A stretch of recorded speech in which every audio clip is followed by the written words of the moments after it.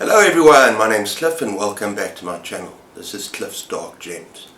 And if you're new here, welcome for the first time. And today what we're going to be doing is just a quick reading update for this month. And I'm going to just talk very briefly about some other news. Stay tuned.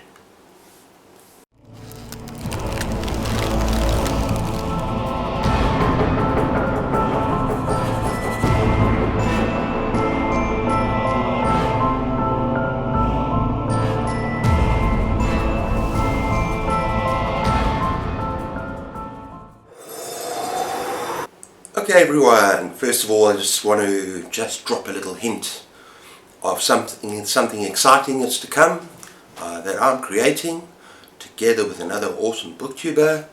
It's going to be coming up soon. It's going to be a wonderful, exciting, terrifying, horrifying event, and yeah, we're going to both announce something quite soon. Just be on the lookout for that.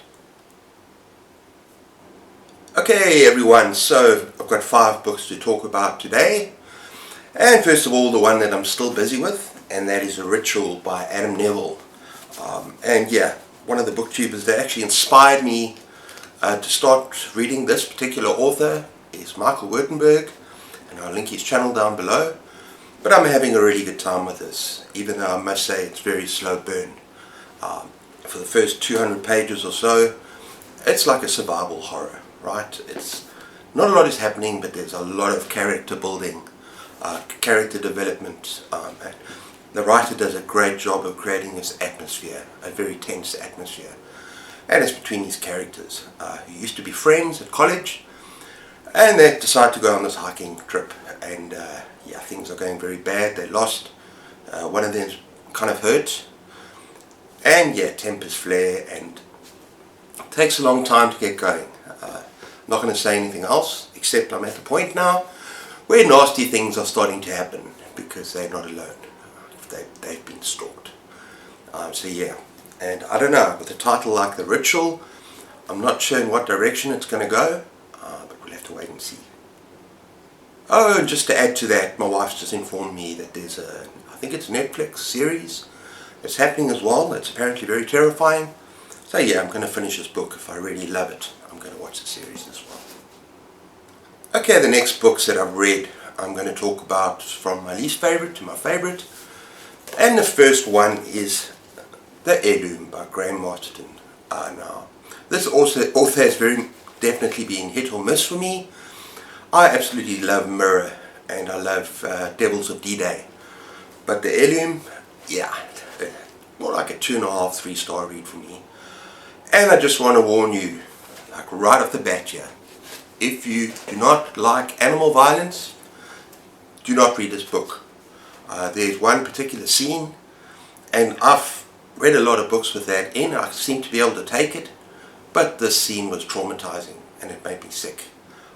So yeah, that's a huge warning for people, for animal cruelty. Okay, but let's get to the story.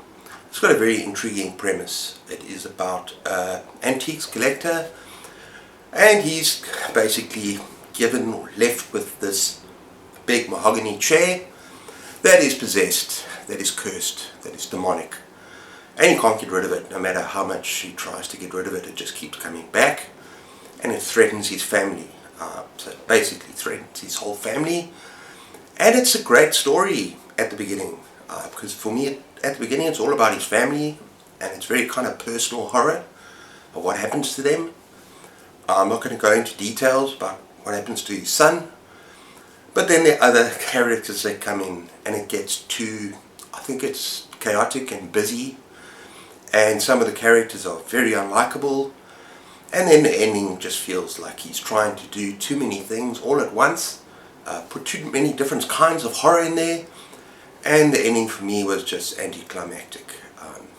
Look, I mean, there's some really good body horror, there is some good body horror, but funnily enough, not as much as in some other books where Graham Masterton is known for his blood and gore and guts. This book is surprisingly tame, but still, yeah, give it a go. But if you have worries about animal torture, animal violence, don't read this book.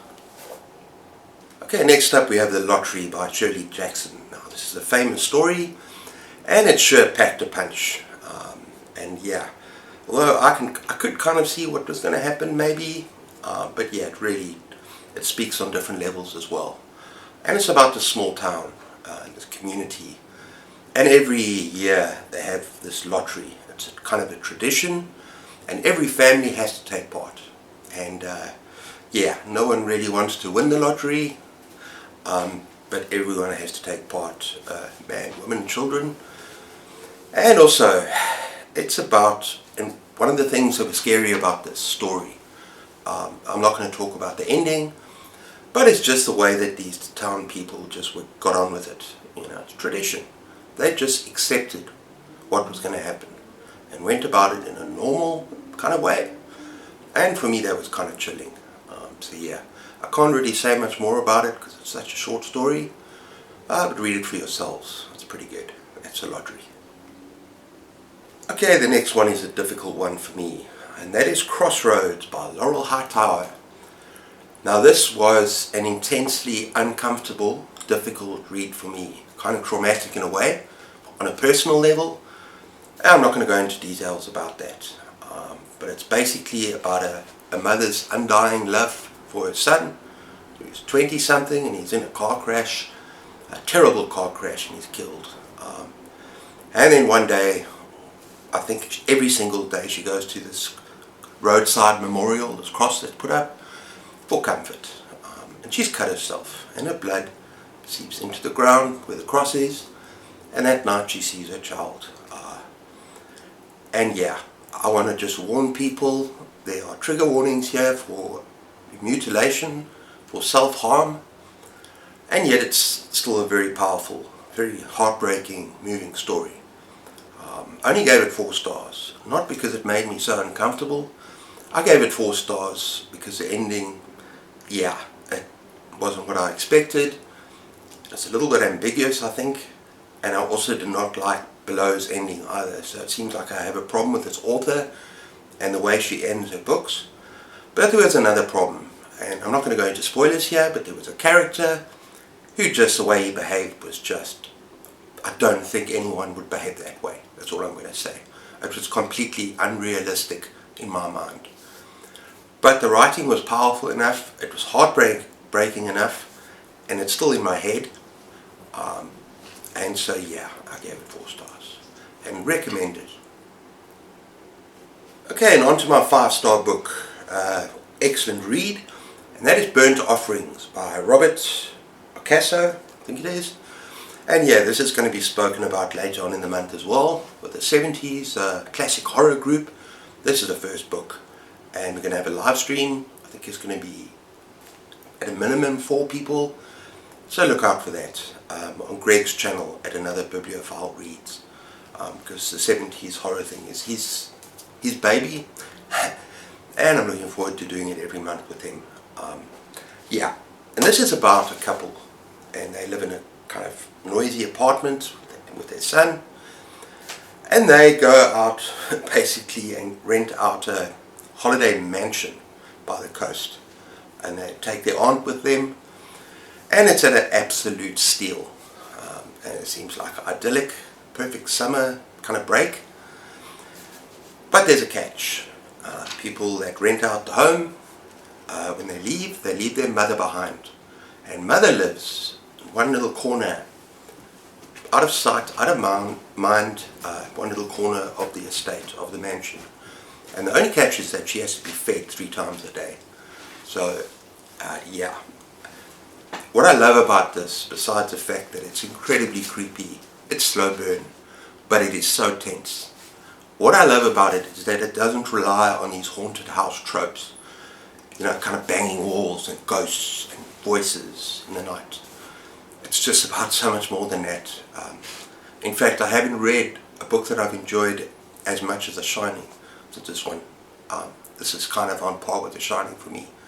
It was terrifying, and I highly recommend it. And yeah, check out that live stream. That should be a good one. So that is Burnt Offerings. Okay, so that's all I have for you today, or in my case here, tonight. But I hope you enjoyed that leave some comments down below. Let me know if you've read any of those books, what you think. I'd love to have a conversation with you.